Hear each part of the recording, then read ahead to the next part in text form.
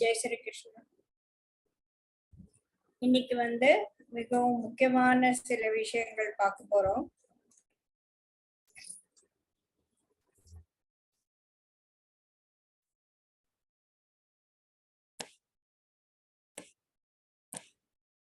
Got it for teaching members.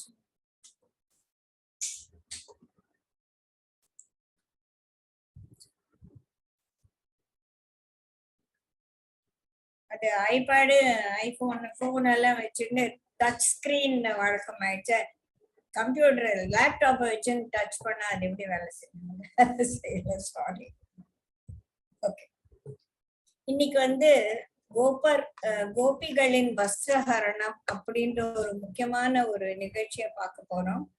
அதுக்கு அடுத்தது கோவர்தனகிரி, அது ஒன்றும் ரொம்ப முக்கியமானது. இந்த ரெண்டு தான் இன்னைக்கு மெயின் திங்ஸ். பார்க்கலாம், டைம் இருந்தா உன்னோட சின்ன ஒரு கதையை நம்ம எடுத்துக்கலாம். இந்த வஸ்திரஹரணம் அப்படின்றது என்ன அப்படின்னா, கோபிகாலாம் ஒரு வயசுக்கு அப்புறமா அவங்களுக்கு ஒரு நல்ல கணவன் கிடைக்கணும் அப்படின்றதுக்காக ஒரு காத்தியாயன விரதம்னு ஒண்ணு இருப்பாங்க. அது 30 நாள் அந்த விரதம் அனுஷ்டிப்பாங்க. அதாவது காலையில எழுந்து யமுனையில குளிச்சுட்டு அந்த மண்ணிலேயே அவங்க ஒரு பிரதிமை பண்ணி அதுக்கு பூஜை பண்ணி அதுக்கான இதெல்லாம் பண்ணிட்டு வருவாங்க. சூரிய உதயத்துக்குள்ள வீட்டுக்கு வந்துருவாங்க. இந்த மாதிரி 30 நாளும் செய்வாங்க. அந்த கோபிகாக்கள்லாம் காயத்ரி காத்தியாயன விரதம் அனுஷ்டிக்கிறாங்க. 30 நாள் ஆயிடுச்சு. 30வது நாள் அன்னைக்கு அவங்களுக்கெல்லாம் விரதம் முக்காவாசி முடிஞ்சிடுச்சு அப்படின்ற ஒரு விதமான ஒரு கொஞ்சம் ரிலாக்ஸ்டா இருக்கும் இல்லையா மைண்ட். இன்னைக்குதான் கடைசி நாள் அப்படின்னு போது அப்ப காலங்காத்தால ஒரு விடிய காலையில இன்னும் சூரியோதயம் கூட ஆகல. அப்போ கோபிகாக்கள்லாம் யமுனை நதியில நீராட வராங்க. அன்னைக்கு எல்லாரும் ஒரு ஜாலி மூட்ல என்னையோட நம்ம விரதம் முடிய போறது அப்படின்னு சொல்லி ஒரு இதுல என்ன பண்ணாங்க, இன்னும் சூரியோதயம் கூட ஆகலையே, மணி இருட்டாதானே இருக்கு அப்படின்னு எல்லாரும் ட்ரெஸ் எல்லாம் கழட்டி வச்சுட்டு வெட்டு உடம்போட போய் தண்ணியில யமுனை நதியில இறங்கி எல்லாரும் நல்லா குளிச்சு கும்மாளம் போட்டு ஜாலியா இருந்துட்டு அப்புறமா சரி வெளியில வர்றார். கிருஷ்ணரும் அவரோட ஃப்ரெண்ட்ஸோட அங்க வர்றார். இப்போ இதெல்லாம் நம்ம சினிமாலையும் நம்ம கதைகள்லயும் பார்த்து இத புரிஞ்சுக்கிறதுக்கு முதல்ல நமக்கு எல்லாருக்கும் ஒரு ஓப்பன் மைண்டட்னஸ் வேணும். இது இந்த காலத்துல இருக்கிற ஒரு செக்ஷுவல் இதோட நம்ம இத கனெக்ட் பண்ண கூடாது. அந்த குழந்தைங்கள்லாம் அந்த காலத்துல 12 வயசு ஆன உடனே 13 வயசுல இருந்து 16 வயசுக்குள்ள பெண்களுக்கு கல்யாணம் பண்ணிடுவாங்க. 13 வயசு அவங்க எல்லாம் ஒரு இது அட்டைன் பண்ண உடனேயே எல்லாருக்கும் அடுத்த சிந்தனை யார கல்யாணம் பண்ணி கொடுப்பாங்களோ, எந்த வீட்டுக்கு நம்மள அனுப்புவாங்களோ அப்படின்ற ஒரு இதுதான் இருக்கும் அந்த குழந்தைங்களோட மனசுல. அந்த குழந்தைங்கள் சரி நமக்கு நல்ல ஒரு புருஷன் கிடைக்கணும், அப்போ நமக்கு ஒரு ஆள் இருக்கணும் இல்லையா? இப்ப இந்த காலத்துல விஜய் மாதிரி ஹஸ்பண்ட் வரணும், சூர்யா மாதிரி ஒருத்தர் வரணும் அப்படின்லாம் சொல்லும் போது யார பாக்குறாங்க? உத்தமமான ஒரு புருஷனை கண்ணெதிரே யார் இருக்காங்க? கிருஷ்ணர் தான் இருக்காங்க இல்லையா? கிருஷ்ணருக்கு 7 வயசு. இந்த கிருஷ்ணர் மாதிரி ஒரு கணவர் வேணும் அப்படின்னு சொல்லிட்டு தான் அவங்க காத்தியாயன விரதமே பண்றாங்க. ஆனா பண்ண அந்த 30 நாட்குள்ள என்ன ஆச்சு, கிருஷ்ண மாதிரி எதுக்கு ஒரு ஆள் வேணும், கிருஷ்ணரே நமக்கு புருஷனா வரணும் அப்படின்னு சொல்லி எல்லாரும் மனசுக்குள்ள வேண்டிக்கிறாங்க. சரி, இந்த மாதிரி வேண்டிட்டு சரி நேரமாச்சு அப்படின்னும் போது கொஞ்சம் சூரிய வெளிச்சம், ஐயோ வெளிச்சம் வந்துடுச்சு வாங்க அப்படின்னு எல்லாரும் எழுதும் போது பார்த்தானா கரையில அவங்க கழட்டி வச்சவங்க ட்ரெஸ் எல்லாம் இல்ல. அது எல்லாருக்கும் தெரியும். கிருஷ்ணர் எல்லாத்தையும் எடுத்துட்டு பக்கத்துல கடம்ப மரத்து மேல ஏறி உட்கார்ந்து இருக்காரு. கிருஷ்ணா எங்க ட்ரெஸ் எல்லாம் கொடு அப்படின்னு சொல்லி கேக்குறாங்க. கேட்டோன்னா இல்ல நீங்க எடுத்துக்கோங்க, நான் ஒண்ணும் அந்த துணிகள்லாம் வச்சுட்டு துணி கடைய வைக்க போறேன், இல்ல உங்க ட்ரெஸ் எல்லாம் எடுத்து நானா போட்டுக்க போறேன், உங்க ட்ரெஸ் உங்களுக்கு தான் எடுத்துக்கோங்க அப்படின்னா. நாங்க எப்படி ஏன் வெளியில எடுத்துக்கோங்க அப்படின்னு சொல்லும்போது, என்ன கிருஷ்ணா இது தப்பா பேசுறியே, நாங்க எப்படி உடைகள் இல்லாம நாங்க எப்படி நதியை விட்டு வெளியில வர்றது? உடைகள் இல்லாம தானே நதிக்குள்ள குளிக்க போனீங்க, அப்படியே வெளியில வாங்க அப்படின்னு சொல்லிட்டு ஒரு சின்ன ஆர்கியூமெண்ட் அவங்க கூட்டத்துக்குள்ள நடக்கிறது. அப்ப இந்த கோபிகள்லாம், நான் வந்து உங்க அப்பா கிட்ட சொல்லி உனக்கு நல்ல தண்டனை, சரி போ, போய் சொல்லி நீ வெளியில வந்து தானே நீ போனோம் எங்க அப்பா கிட்ட, சரி போ அப்படின்னும் போது அவங்களோட அந்த ஒரு முட்டாள்தனமான அது வந்து அவங்களுக்கு புரியறது. அப்போ வந்து சரின்னு கொஞ்ச நேரம் சண்டை போட்டு பார்த்து ஒண்ணும் முடியல அப்படின்னு கெஞ்சுவோம் இல்லையா. சோ ஷியாம சுந்தரா, யாரு நீ? ஷியாம சுந்தரா, உன்னோட தாசிகள் நாங்க ஜாஸ்தியாக, நான் உன்னோட தாசிகள், நீ என்ன சொல்றியோ அதை செய்யறோம் அப்படி சொல்றாங்க. அப்படித்தானே, நான் என்னோட தாசிகள் தானே நீங்கள்லாம், அப்ப நான் சொல்றத கேட்கணும், வந்து உங்க துணியை எடுத்துக்கோங்க அப்படின்னா, இல்ல இது முடியாதுன்னா நீ வந்தா துணி எடுத்துக்கோ, இல்லைன்னா தண்ணியில உட்காந்துரு, ஒரு பிரச்சனையும் இல்லை அப்படின்னு சொல்லிட்டு சொல்லும்போது அவங்க வந்து குளிர ஆரம்பிக்கிறது, உடம்பு நடுங்க ஆரம்பிக்குது, என்னடா இது முடியாது போல இருக்கு அப்படின்னு ஒரு ஸ்டேஜ்ல வரும்போது வந்து எல்லாரும் வெளியில வந்து எங்களுக்கு எங்களோட உடைகளை கொடுக்கணும் கிருஷ்ணா அப்படின்னு சொல்லி கேட்கும்போது கிருஷ்ணர் என்ன சொல்றாரு, நீங்க தான் என்னோட அடிமைகள் தாசிகள்னு சொல்லிட்டீங்க இல்லையா, தாசிகள் எல்லாம் நான் சொல்ற மாதிரி கேட்கணும்ல, நல்லா கைய மேல கூப்பி இப்படி வச்சுட்டு என்ன வந்து கேளுங்க அப்படி சொல்லும் போது சரின்னு அதே மாதிரி பண்ணி அவங்களுக்கு எல்லாம் ட்ரெஸ் எல்லாம் கொடுக்குறாங்க. இந்த கதையை நம்ம வந்து சாதாரணமா ஒரு எப்படி வந்து உடைகள் இல்லாம பெண்கள் வந்து ஒரு ஆண்மகன் முன்னால போக முடியும் அப்படின்னெல்லாம் நம்ம நினைப்போம் இல்லையா. இத புரிஞ்சுக்கிறதுக்கு நமக்கு ஒரு விதமான ஒரு ஆத்மா அனாத்மா அண்டர்ஸ்டாண்டிங் நமக்கு இருக்கணும். இல்லைன்னா இது வந்து தப்பபிப்பிராயம் கொடுப்பதற்கும், இதனால ஒரு வெறுப்பான ஒரு மனநிலை ஏற்படுறதுக்கும், இதை ஒரு தவறான முறையில மற்றவங்க பின்பற்றுவதற்கும் இது வந்து வழிவகுக்கும் அப்படின்றது வந்து நம்ம புரிஞ்சுக்கிட்டு இத கொஞ்சம் ரெஸ்பான்சிபிலிட்டியோட நம்ம இதை புரிஞ்சுக்கணும். ஏன் பகவான் அப்படி சொன்னார்?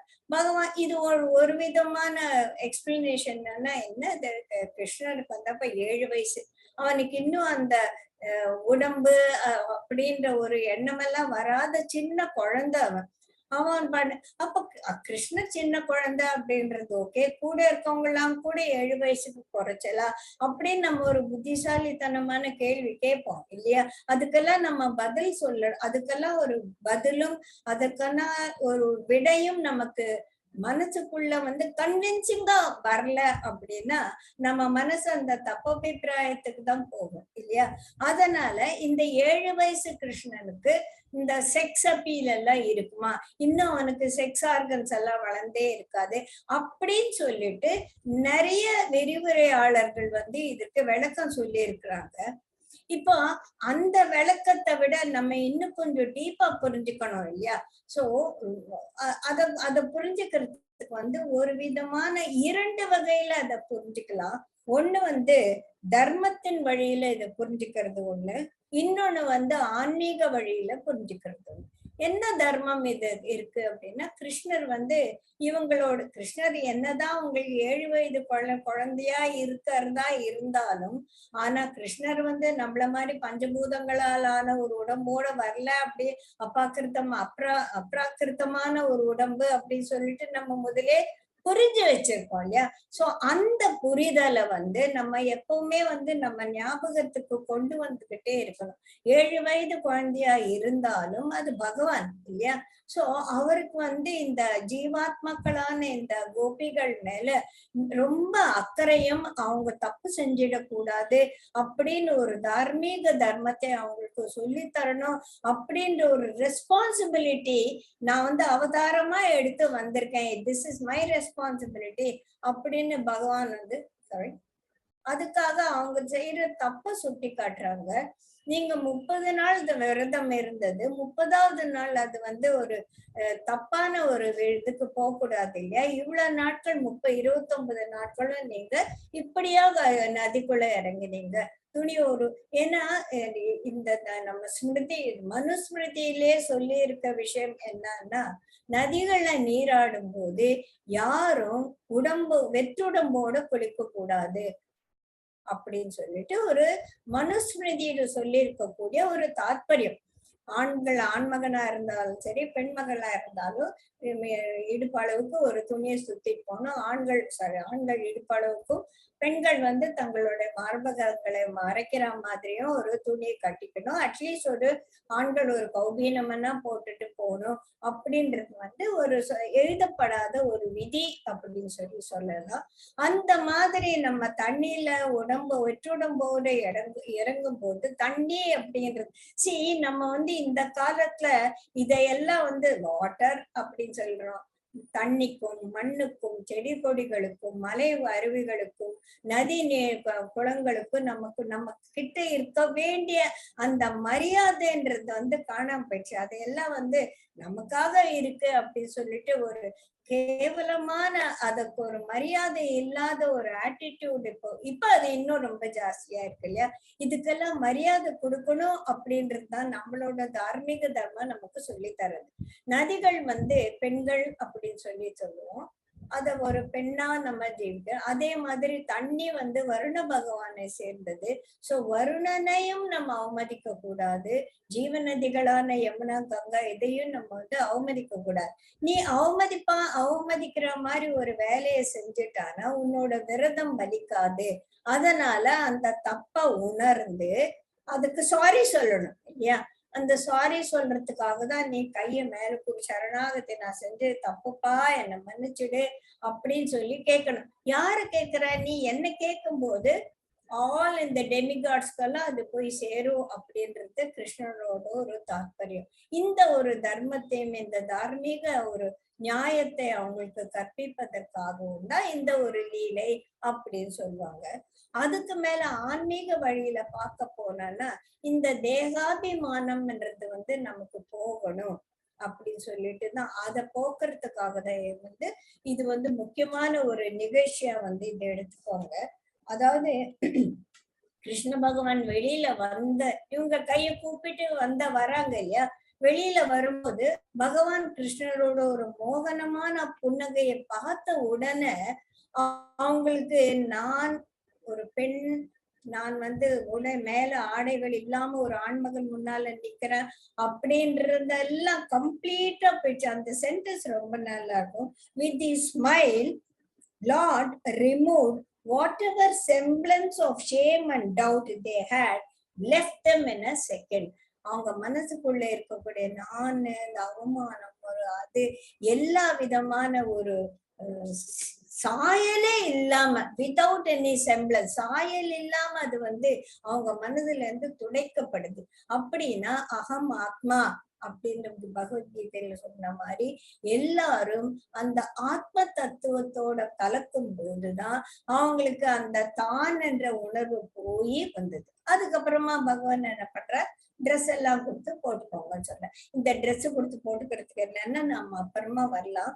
இந்த ஆத்மாவோட ஆத்மாவா கலக்கிறது வந்து ஆண்டாள் மீரா அதெல்லாம் நம்ம கதையை நிறைய கேட்டிருக்கோம் இல்லையா? ஆண்டாள் கூட சின்ன பெண்ணா இருந்துட்டு வந்து ரங்கநாதனையே நான் கல்யாணம் பண்ணிக்கணும் அப்படின்னு சொல்லிட்டு அவங்க நான் பெரியாழ்வாருக்கு ஒண்ணுமே புரியறது இல்லை, என்னடா இந்த பொண்ணை பத்தி கத்தனமா பேசிட்டு இருக்கேன் அப்படின்னு சொல்லிட்டு சரி என்னை நகை நட்டெல்லாம் போட்டு என்னை மணப்பெண் மாதிரி என்ன அலங்காரம் பண்ணி என்ன கோயில் கூட்டிட்டு போங்க. சரி கோயில் போன என்ன நடக்குமோ அவருக்கு தெரியல. ஆனா அந்த கோயிலுக்குள்ள போன உடனே அவ காணாம போயிடுற ரங்கமன்னாரோட கலந்துடுற.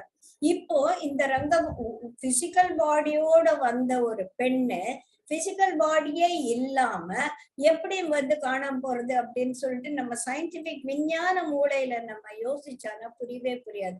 இதுதான் வந்து ஆத்ம நிவேதன் அப்படின்னு சொல்றது. நிவேதனம் அப்படின்னா நைவேத்தியம் அப்படின்னு சொல்லுவோம் இல்லையா? அதோட இதுதான் நிவேதனம்ல இருந்தா நைவேத்தியம்ன்றது.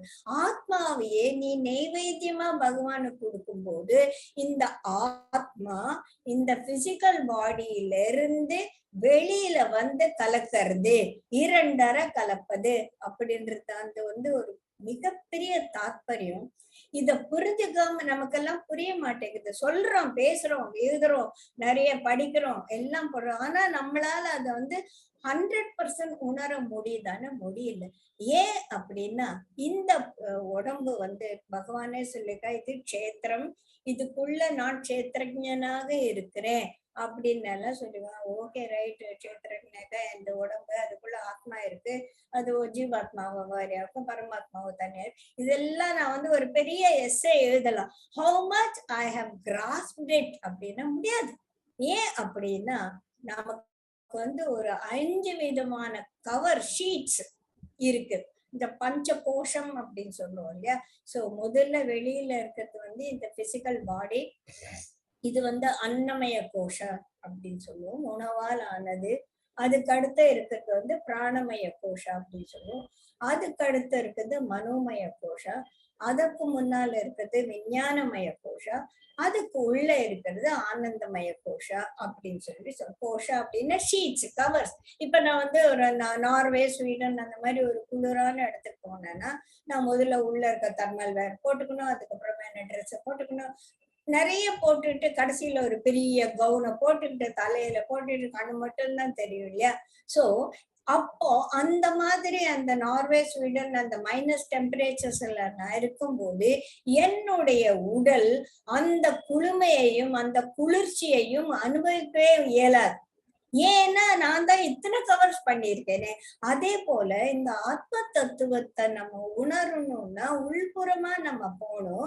இந்த உள்ள போறதுக்கு நான் இத்தனை 5 படிகளை தாண்டி போகணும். அது வந்து ரொம்ப கஷ்டமா இருக்கும்.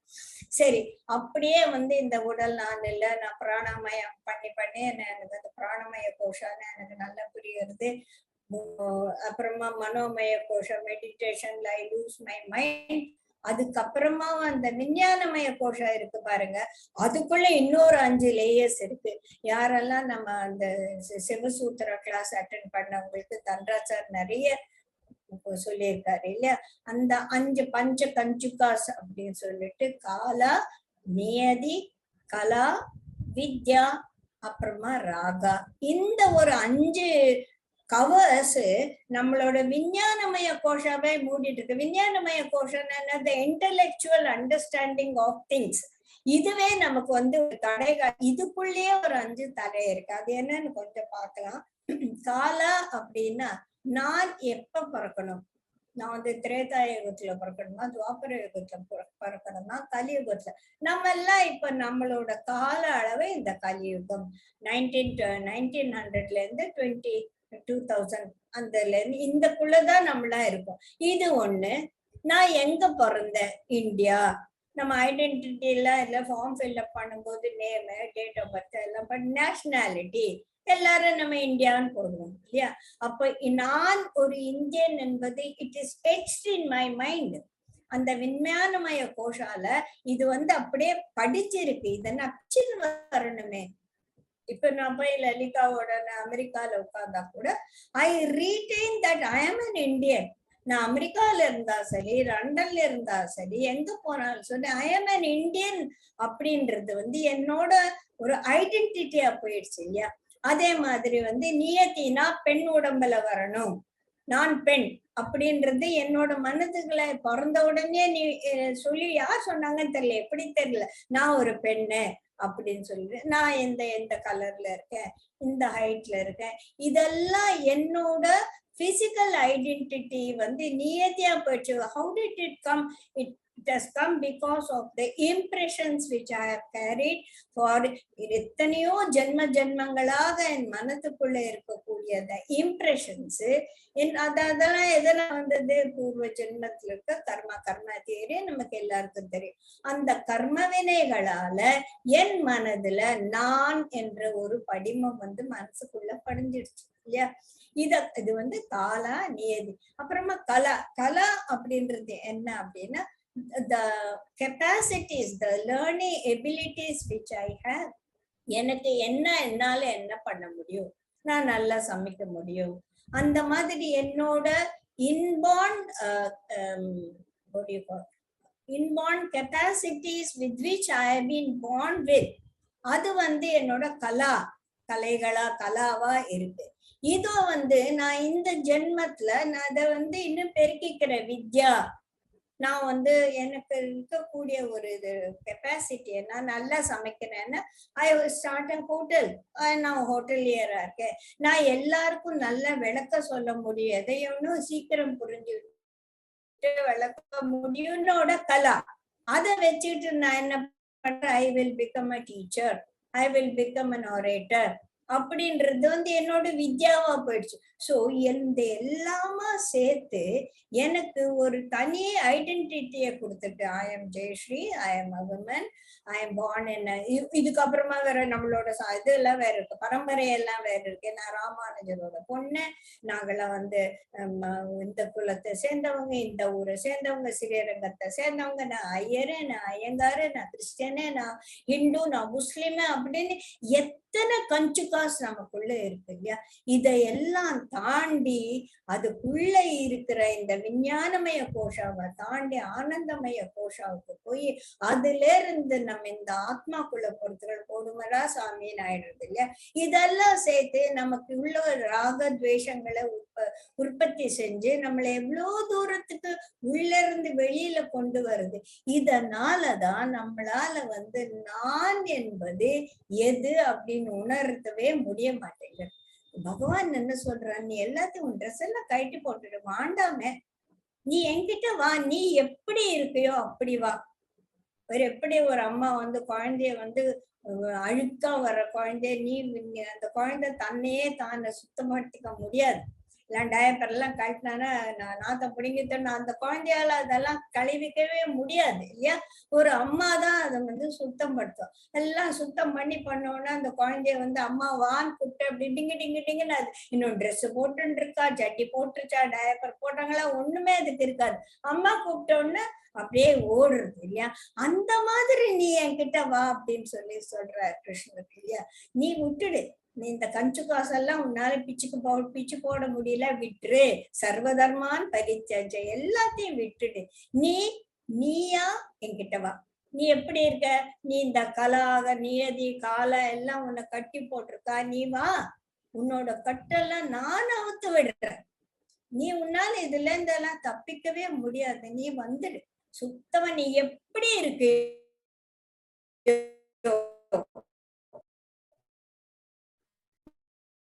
நீ ரவுடியா இருக்கிறியோ, நீ ஒரு முட்டாளா இருக்கியோ, எப்படியோ நீ வா. நீ என்ன பிடிச்சுக்கோ, நீ எப்படி வேணா என்ன நினைச்சுக்கலாம். நீ இதோ இந்த கோபிகர் மாதிரி என்னையே கணவனா நினைச்சுக்கிறியா, நான் உனக்கு கணவனா வரேன்.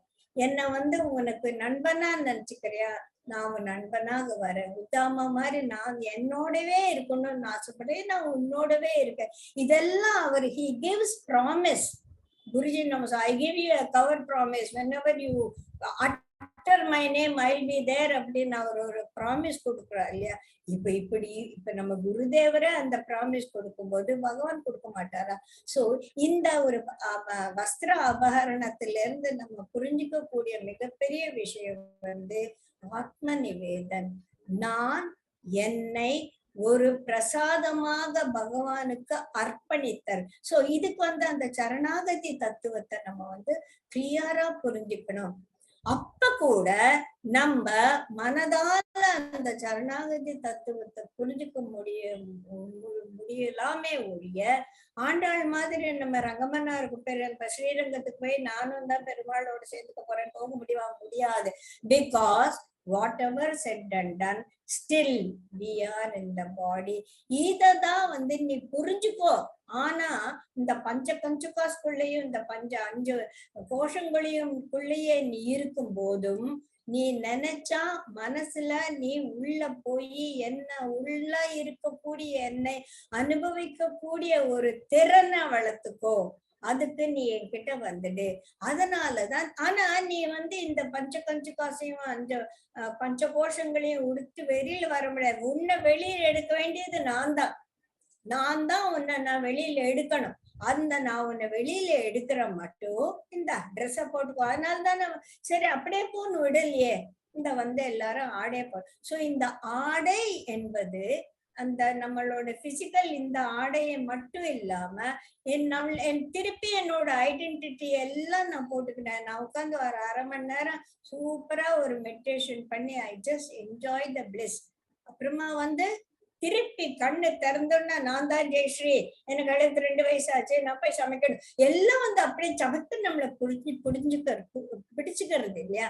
இதுல இருந்து நம்ம தப்பிக்க நம்மளால முடியாது. எப்படி குழந்தைய தன்னை தானே சுத்தப்படுத்திக்க முடியாதோ அது போல இந்த ஒரு கஷ்டங்களில் இருந்து, இந்த சிக்கல்களில், இந்த மாயாவிலிருந்து நம்ம விடுவிக்க கூடியது அந்த மாயக்கண்ணன் மட்டும்தான். சோ அந்த சரணாகதின்றது நமக்கு வரணும். ஆத்மா அனாத்ம தத்துவத்தை நம்மள புரிஞ்சுக்கணும். எதை ஒண்ணு செஞ்சாலும் கிரமமா செய்யணும். இந்த 3 விஷயங்கள் தான் வந்து நமக்கு இந்த ஒரு கதை வந்து நமக்கு சொல்லி தரும் இல்லையா? இது வந்து நம்ம ஒரு விதமா நல்லா புரிய வச்சேன் அப்படின்னு சொல்லி நினைக்கிறேன்.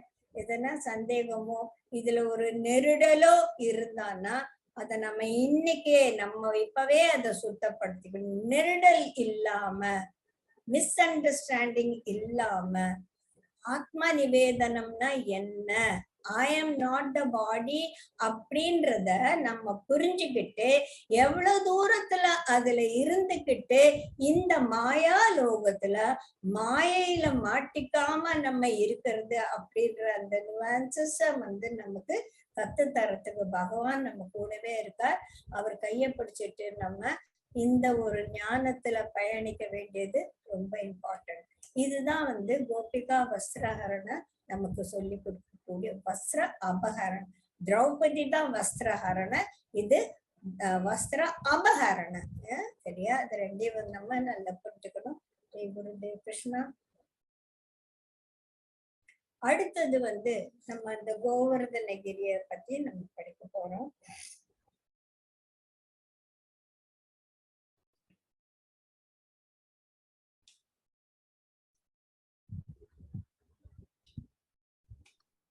Very nice, Jayu. Very, very nice. Thank you so much. வந்து கிருஷ்ணர் அந்த பிருந்தாவனத்துல எல்லாமே ஏதோ ஒரு பெரிய செலிப்ரேஷன் மாதிரி, ஒரு பெரிய தடகுடல எல்லாரும் ஏதோ விஷயம் செஞ்சுட்டு இருக்காங்க. கிருஷ்ணர் வர்றாரு, என்னது இது ஒரு பெரிய வீட்டுல விசேஷம் போல இருக்கு, எல்லாரும் இவ்வளவு சமைச்சுட்டு இருக்காங்க அப்படின்னு சொல்லிட்டு பார்த்தா நம்ம வீட்டுல இல்லையே, எல்லாரும் வீட்லயும் பண்ணிட்டு இருக்காங்களே, எல்லாரும் பலகாரங்கள்லாம் செஞ்சுட்டு எல்லாம் மாட்டு வண்டியில எடுத்து எங்க போயிட்டு இருக்காங்க அப்படின்னு அவங்க அப்பா கிட்ட வந்து, அப்பா என்ன நடக்குதுங்க அப்படின்னு கேட்கும்போது, இல்ல நம்மளாம் வந்து இந்திரனுக்கு வந்து இந்திர பூஜை பண்ணணும், அப்படி வருஷத்துக்கு ஒரு தடவை இந்த நாள்ல நம்ம வந்து இந்திர வருண ஜபம் பண்ணிட்டு இந்திரனுக்கு நம்ம வந்து ஒரு பெரிய ஒரு யஜ்ஞம் பண்ணணும் அப்படின்னு சொல்லுவோம்.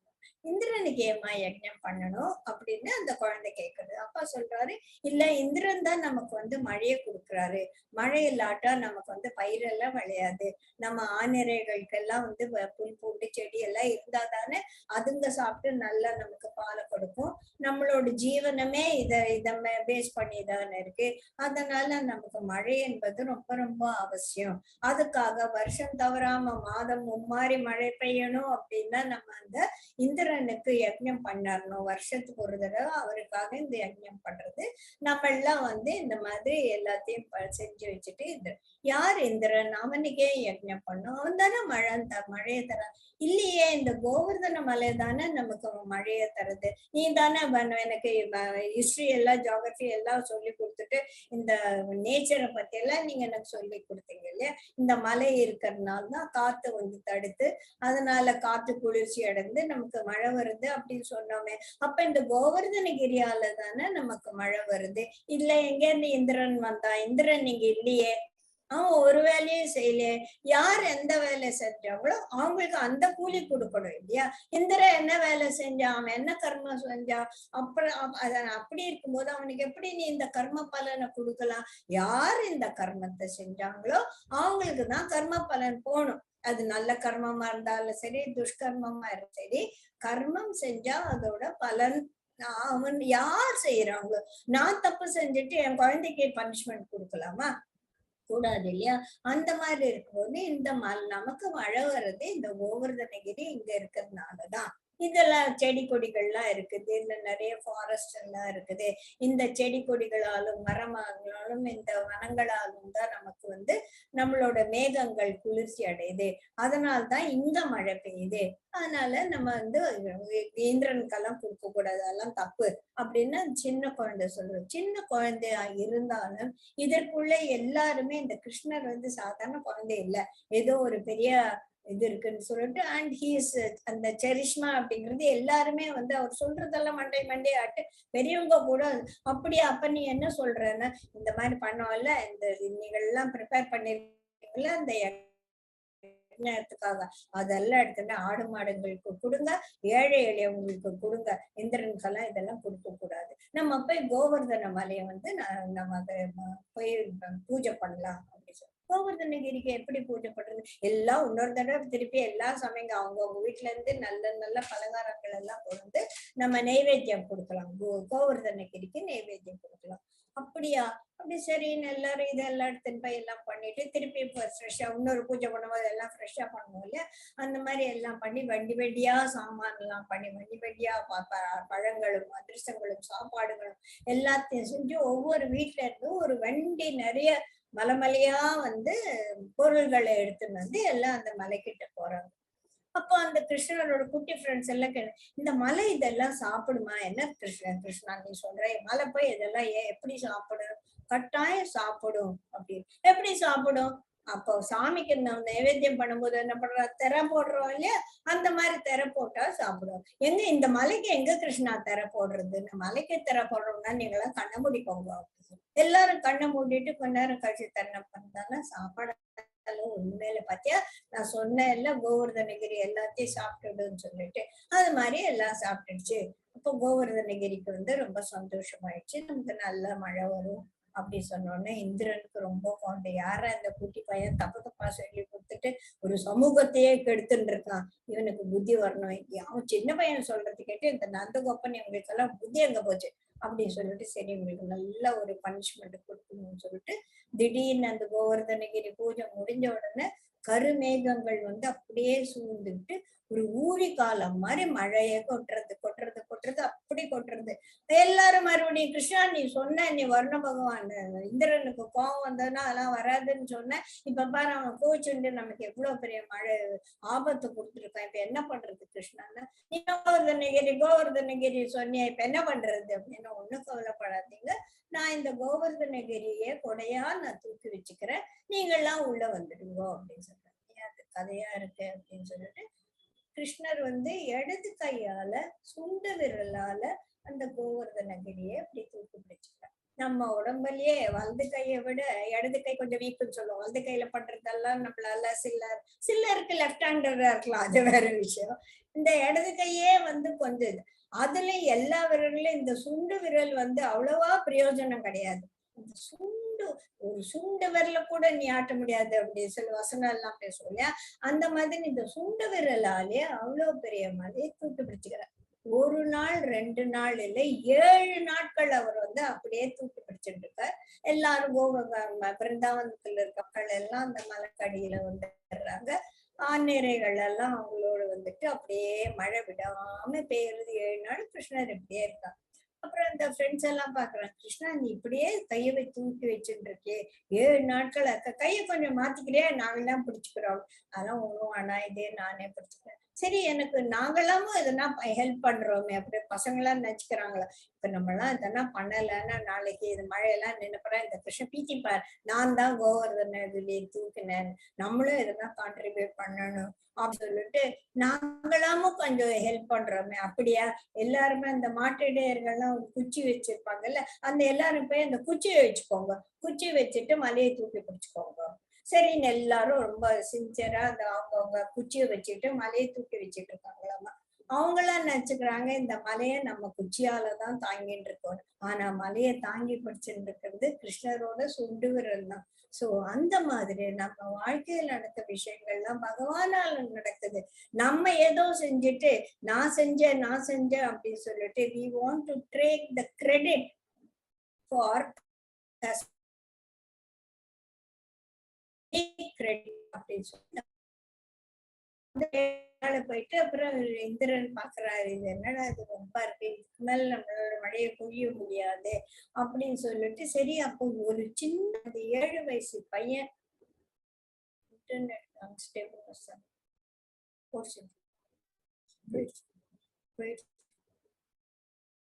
கேக்குறதா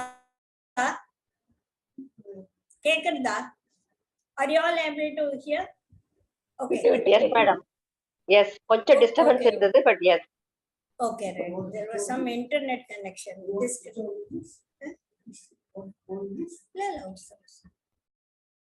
அப்படின்னு சொல்லிட்டு அப்ப இந்த சின்ன பையன் இல்ல போல இருக்கு. ஓஹோ, இது பகவான் பொறுத்து, நம்ம எதுக்கும் போய் ஒரு மன்னிப்பு கேட்டுடலாம், தப்பு செஞ்சா மன்னிப்பு கேட்கணும் இல்லையா அப்படின்னு இந்திரன் ஓடி வந்து, ஐயோப்பா நம்ம செஞ்ச தப்பு அப்படின்னு சொன்ன உடனே சரி மழையெல்லாம் நின்னுட்டு அந்த மலைய வந்து அவர் அப்படியே வந்து கீழே கொண்டு வந்தாரு. இந்திரன் வந்து ரொம்ப சாரி, நான் பண்ண தப்பு, நீ யாருன்னு தெரிஞ்சுக்காம அப்படி பண்ணிட்டேன் அப்படின்னு சொல்லிட்டு அவர் மன்னிப்பு கேட்கிறாரு. சரி போயிட்டு இதோட தாற்பயம் என்ன அப்படின்னு பார்த்தானா, யார் ஒருத்தரும் தன்னோட வேலைக்கான கூலியை தான் எதிர்பார்க்கணும். அதே சமயத்துல நமக்கு if you are not eligible to enjoy certain things, we should not go after that. இப்ப இந்திரன் செஞ்சது என்னன்னா, அவனோட கர்வத்தை வந்து குறைக்கிறார். ஏன் அவனுக்கு கர்வம் வந்துருச்சு? இந்திர பதவியை ஏத்துன்ற உடனே நான் இவ்வளவு பெரிய பதவியில இருக்கிறேன், எல்லாரும் எனக்கு வணங்கணும், எனக்கு நமஸ்காரம் பண்ணணும், என்ன வந்து ஒரு லீடரா ஒரு பகவான காடா ஏத்துக்கணும், ஏத்துக்கலன்னா நான் பனிஷ் பண்ணுவேன். இந்த ஆட்டிடியூட் வந்து வெரி ராங். அதாவது பெரிய பதவியில் இருப்பவர்கள் மேல போக போக போக நம்ம ஆணவம் குறைஞ்சு நம்மளோட மனது வந்து பக்குவப்பட்டு எல்லாருக்கும் நான் இந்த பதவியில் இருப்பது மற்றவர்களுக்கு உதவி செய்வதற்காக, மற்றவங்களுக்கு சேவை செய்வதற்காக. இந்த மாதிரி நம்ம பொலிட்டீஷியன்ஸ் எல்லாம் நினைச்சா எவ்வளவு நல்லா இருக்கும் இல்லையா, நினைக்க மாட்டேங்கிறாங்க. சோ பெரிய பதவியில இருக்கிறவங்க தன்னை கீழே இருக்கிறவங்களுக்கு துன்பத்தையோ வேதனையோ தரக்கூடாது அப்படின்றத வந்து உணர்த்துவதற்காக தான் இந்திரனை பனிஷ் பண்ணணும் அப்படின்னு பகவானுக்கு எந்த விதமான எண்ணமும் கிடையாது. ஆனாலும் இந்த மாதிரி பெரிய பதவியில் இருப்பவர்கள் இந்த மாதிரி எல்லாம் செய்யக்கூடாது அப்படின்னு சொல்லிட்டு சொல்றாங்க. இந்த கோவர்தனகிரி மலையை பத்தி ஒரு கதை இருக்கு. அதையும் நம்ம தெரிஞ்சுக்கிட்டானா இதுக்கெல்லாம் நம்ம எவ்வளவு மரியாதை கொடுக்கணும் அப்படின்னு சொல்லிட்டு நமக்கு தெரியும். இப்ப பகவான் வந்து கிருஷ்ணர் அவதாரம் எடுக்கிறதுக்கு முன்னால கோலோகம், இந்த பூலோகத்துல இருக்க கோலோகம் இல்ல, மேல்லோகத்துல இருக்கக்கூடிய ஒரு கோலோகத்துல அவர் இருக்கார். அவரோட வந்து கூடவே ராதாராணி அப்படின்னு சொல்லுவாங்க.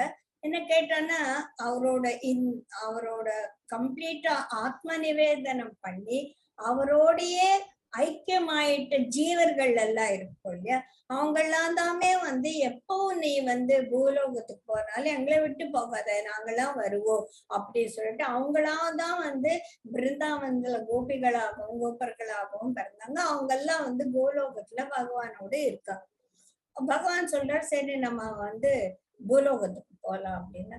அப்ப நாங்கெல்லாம் என்னால பூலோகத்துல எல்லாம் இருக்க முடியாது அப்படி. ஏன் அப்படின்னா, எனக்கு வந்து இந்த யமுனா நதி வேணும், எங்களுக்கெல்லாம் விளையாடுறதுக்கு இந்த கோவர்தன மலை வேணும். இந்த கோவர்தன மலையில எவ்வளவு விதமான செடி கொடிகள் வாச மலர்கள் எல்லாம் இருக்கு, இங்க எத்தனை பறவைகள் இருக்கு, அதெல்லாம் எவ்வளவு அழகா காலையில சத்தம் போடுறது, அதோட குரலை கேட்காம எங்களால இருக்க முடியாது, நாங்க யமுனால குளிக்காம எங்களால இருக்க முடியாது, நீ வந்து எங்களால பூலோகத்துக்கெல்லாம் கூப்பிடாத அப்படின்னு. சரி அப்ப இதெல்லாமே எடுத்துன்னு போயிடலாமே அப்படின்னு சொல்லிட்டு கோலோகத்துல மேலோகத்துல இருக்கக்கூடிய கோலோகத்துல இருந்து யமுனா நதி, கோவர்தனகிரி எல்லாமே இங்க வந்து பூலோகத்துக்கு வந்து அதுதான் பிருந்தாவன் அப்படின்னு சொல்லுவாங்க. இப்ப பிருந்தாவன்ல இன்னைக்கும் வந்து அந்த கோவர்தனகிரியோட பரிக்கிரமா நடந்துட்டு இருக்கு, நிறைய பேர் கேள்விப்பட்டிருப்பீங்க. அது சிலர் 108 நாள் பரிக்கிரமா, அதாவது 108 தடவை சுத்துறது வேற. அந்த பரிக்கிரமாவை ஒரு ஒவ்வொரு இடத்துலயும் விழுந்து விழுந்து விழுந்து வணங்கி பரிக்கிரமா பண்றவங்க எல்லாம் இருக்காங்க. அப்படி இருக்கும்போது அந்த கோவர்தன மலையோட சிறப்பை நம்ம புரிஞ்சுக்கணும். கோவர்தன மலை கிருஷ்ணரோட சேர்ந்து பிருந்தாவனத்துக்கு வந்த உடனே பெரிய பெரிய மலைகளான இமயமலைகளும் இந்த நம்ம மேரு மலையும் வணங்குறதாமா.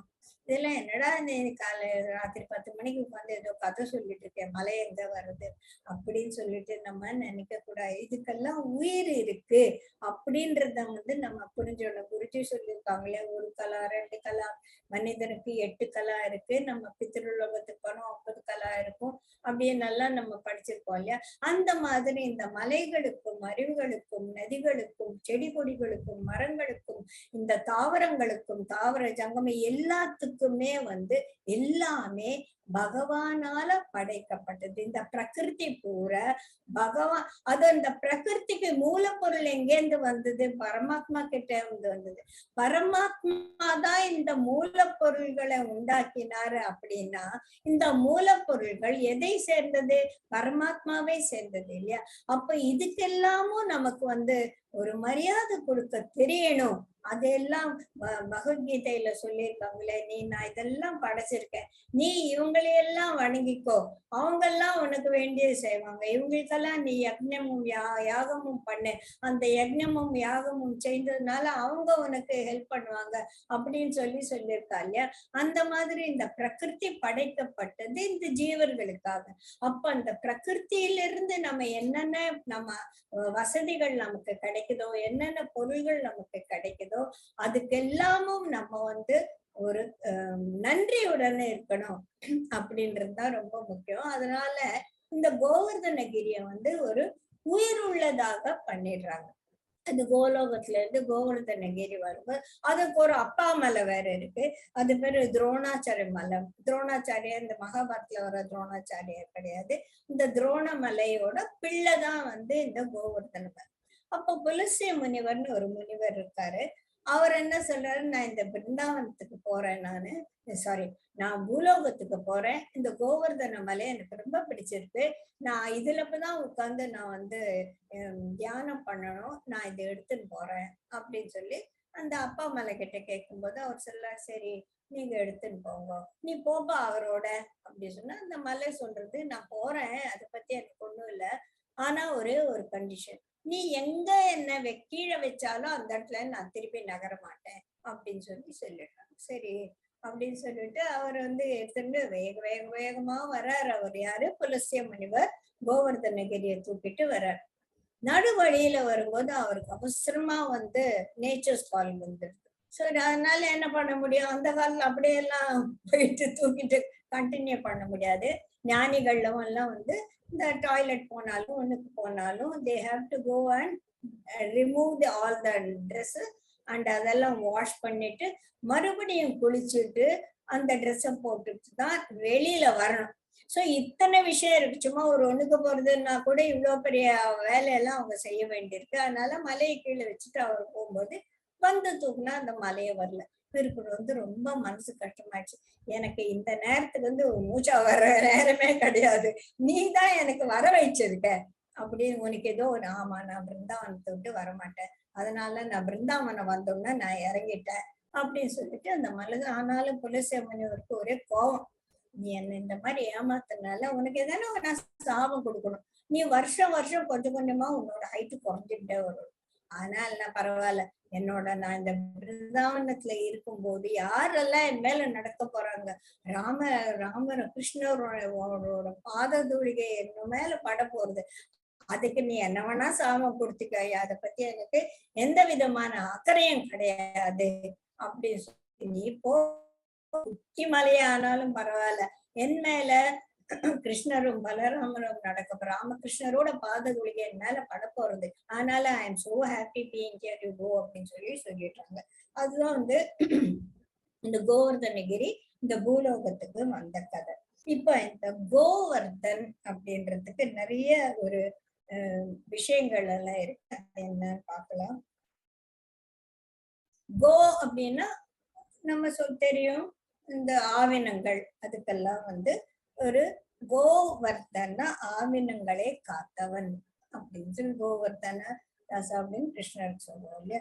இன்னொன்னு கோ என்பதுக்கு இன்னொரு மீனிங் சான்ஸ்கிரிட்ல பிருத்வி. இந்த பிருத்வியை எத்தனை தடவை ஒரு பகவான் காப்பாத்திருக்காரு இல்லையா. சோ கூர்மாவதாரத்திலையும் பிருத்திவியை காப்பாத்திருக்காரு. நம்ம ஹயக்ரீவன் அந்த கோனா வேதங்களுக்கும் ஒரு பேர் உண்டு. சோ அவர் வேதங்கள் எல்லாம் எடுத்துட்டு போய் பாதாளத்தை மறைச்சு வச்சுக்கும் போது மறுபடியும் ஹயக்ரீவரா போய் அதெல்லாம் வெளியில கொண்டு வராங்க இல்லையா. சோ இன்னொன்னு நம்ம போன தடவை ரொம்ப டீட்டெயிலா பார்த்தோம். கோ என்றாலே நம்மளோட புலன்கள். இந்த புலன்களை அதை அதை காப்பாத்துறவர். அது தரிகட்டு போகாம நம்மளை இழுத்து பிடிக்கிறதுக்காக இருப்பவர் கோவர்தன். சோ புலன்களுக்கும் கோவன் பேரு, பிருத்திவிக்கும் கோவன் பேரு, வேதங்களுக்கும் கோவன் பேரு, ஆனிரைகளுக்கும் கோவன் பேரு இல்லையா. சோ இந்த நாள் இந்த கோவர்தன் அப்படின்னா இதை எல்லாத்தையும் காப்பாற்றக்கூடியவரா இருப்பவர் தான் பகவான் கிருஷ்ணர். அவர் தான் கோவர்தன கிரிதாரி அப்படின்னு சொல்லுவோம். சோ இங்க இந்திரனோட கர்ப்பபங்கம் ஏற்பட்டது அப்படின்ற ஒரு கதையை நம்ம புரிஞ்சுருக்கோம். இதுல இருந்து நம்ம புரிஞ்சுக்கக்கூடிய சில விஷயங்கள் சம்மரைஸ் பண்ணானா, நம்ம செய்யற கர்மத்துக்கு பலனை யார் கர்மம் செய்யறாங்களோ அவங்களுக்கு தான் பலனை கொடுக்கணும். ஜீவாத்மாவுக்கு தனக்கு வேண்டிய தன்னோட கர்மத்துக்கான பலனை தானே தேடிக்க கூடிய ஒரு சக்தி கிடையாது. அதனால அந்த பலனை கர்மத்துக்கேற்ற பலனை கொடுப்பவன் பகவான். அது நல்ல கர்மமா இருந்தாலும் சரி, துஷ்கர்மமா இருந்தாலும் சரி, அது ஒண்ணு புரிஞ்சுட்டோம். அப்புறமா இதெல்லாம் இயற்கையில இருந்து கிடைக்கக்கூடிய நமக்கு நிறைய விஷயங்கள் கிடைப்பதால அந்த இயற்கைக்கு மலைக்கும் நதிக்கும் மரியாதை கொடுக்கணும் அப்படின்னு சொல்லிட்டு இந்த ரெண்டுக்கு நதிக்கு மரியாதை கொடுக்கறது அந்த வஸ்திர அபகரணத்துல பார்த்தோம். மலைகளுக்கும் செடிகளுக்கும் கொடிகளுக்கும் மரியாதை கொடுக்கணும் அப்படின்றத இந்த கோவர்தனகிரி அவரோட கிருஷ்ண தூக்குனதுல இருந்து நம்ம புரிஞ்சுக்கணும் இல்லையா. டைம் இல்லை, 10 minutes. இன்னொரு கதை பார்க்கலாமா? இன்னும் ஒரு சின்ன கதை. நந்தகோபன் திடீர்னு ஒரு நாள் காணாம போயிடுறாரு. எங்க தேடினாலும் அப்பாவையே காணமே அப்படின்னு சொல்லிட்டு எல்லாரும் சொல்றாங்க, ஐயோ கிருஷ்ணா உங்க அப்பாவை காணாம போயிட்டாரு, எங்க இருக்காருன்னு தெரியல அப்படின்னு. கிருஷ்ணர் தெரிஞ்சுட்டா வருண பகவானையும் நம்ம கொஞ்சம் கண்டுக்க வேண்டி இருக்கு அப்படின்னு சொல்லிட்டு இவரும் ஒரு தப்பு பண்றார். காலங்காத்தால நதிகள்ல நீராடுவதற்கு ஒரு பர்டிகுலர் டைம் இருக்கு. 3 மணிக்கு மேலதான் அந்த காலங்காத்தால அப்படி சொல்லுவாங்க. இரவு நேரங்கள்ல நதியில நீராடக்கூடாது. 3 மணிக்கு அப்புறமா தான் அதான் காலையில புண்ணிய காலம் ஆரம்பிக்கிறது அப்படின்னு சொல்லுவோம். இந்த day starts at that time. So இவர் என்ன பண்றாரு, சரி பரவாயில்ல நம்ம சீக்கிரம் குளிச்சுட்டு வேலை பண்ணலான்னு 3 மணிக்கு முன்னால் அவர் நதியில இறங்கின உடனே இந்த வருண பகவானோட டெமிகாட்ஸ் எல்லாம் இருப்பாங்களே, ஐயோ நமக்கு நம்மளோட நேரத்துல இன்ட்ரூடரா வந்துட்டான், எனக்கு குஷன் போய் எடுத்துட்டு போயிட்டு வருண பகவான் கிட்ட ஒப்படைச்சிடலாம் அப்படின்னு சொல்லிட்டு அவர் எடுத்துட்டு போய் வருணலோகத்துல ஒழிச்சு வச்சிடுறாங்க. இப்ப கிருஷ்ணருக்கு அதுதான் தெரியும், அவருக்கு இதுதான் தெரியாது இல்லையா. அவர் உள்ள போய் வருண கிட்ட போய், அப்பா எங்க அப்பா விட்டுருங்க, ஐயோ உங்க அப்பான்னு தெரியாம என்னோட சர்வன்ட்ஸ் எல்லாம் தப்பு காரியம் பண்ணிட்டாங்க, எடுத்துன்னு வந்துட்டாங்க, தயவுசெய்து நீ உங்க அப்பாவை கூட்டின்னு போ அப்படின்னு சொல்லிட்டு கொண்டு விட்டுறாரு. எடுத்துன்னு போப்பான்னா இந்த ரொம்ப சாரின்னு வருண பகவானுக்கு நமஸ்காரம் பண்ணிட்டு நந்தகோபனை வந்துடுறாரு. அப்புறமா வெளியில வந்தப்புறமா நந்தகோபன் யோசிக்கிறார், இது யாரு, இது 7 வயசு பையனா, இது இவனோட எப்படி இவர் இந்த மாதிரி காரியெல்லாம் செய்யறாரு, கொஞ்ச நாளாவே இவன் பெரிய பெரிய விஷயங்கள்லாம் பண்ணிட்டு இருக்கானே, அதனால இது யாரு இவன் அப்படின்னு சொல்லும் போது, என்ன வருணலோகத்துல இருந்து மீட்டு கொண்டு வந்திருக்கானே இந்த குட்டி பையன், இவன் யாரு அப்படின்னு அவர் யோசிக்கும் போது கூட இருக்கிறவங்க கோபர்கள் எல்லாரும், என்னடா இது இவர் என்னடானா 7 நாள் மலைய கையில தூக்கி வச்சுட்டு இருக்காரு, இப்ப என்னடானா தண்ணி, அன்னைக்கு என்னடானா காளிங்கனோட கர்வத்தை அடைக்கினார், இந்திரனோட கர்வத்தை அடைக்கினா, வருண பகவான் கேட்ட மீட்டின் வந்தார், நீ யார், உன்னோட உண்மையான சுரூபம் என்ன அப்படின்னு கேட்கும்போது பகவான் அவங்களுக்கெல்லாம் அந்த ஆத்ம தரிசனத்தை அனுபவமா கொடுக்கிறார். அவர் சச்சிதானந்த ஸ்வரூபத்தை அவங்களுக்கு காட்டாம அது அவங்கள உணர்ற மாதிரி ஒரு நிமிஷத்துல அவங்களுக்குள்ள அந்த சச்சிதானந்த சுரூபமா தான் இந்த பகவான் இருக்கார் அப்படின்னு சொல்லி புரியும் போது அவங்களுக்கு பரமானந்தம் ஆயிட்டு அந்த ரொம்ப அந்த அந்த ஒரு ஆத்ம அனுபவத்திலேயே ஆத்ம அனுபூதியிலேயே அவங்க அப்படியே மூழ்கி போயிடுறாங்க. ஓஹோ, இது கிருஷ்ணரா வந்திருக்காரே தவிர இவர் பெரிய ஆள்தான் அப்படி சொல்லிட்டு அது மறுபடியும் திருப்பி இந்த மாய லோகத்துக்கு வந்துடுறாங்க இல்லையா.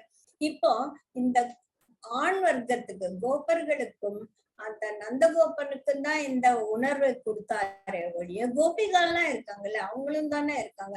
அவங்களுக்காக இதே ஒரு உணர்ச்சியை இதோ ஒரு அனுபவத்தை கொடுப்பதுதான் ராசலீலா.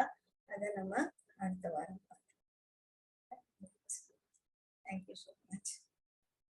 இந்த ஒரு சின்ன கதை, 2 முக்கியமான கதையை பார்த்துருக்கோம். ஜெய் குருதேவ் மா, ஜெய் குருதேவ்.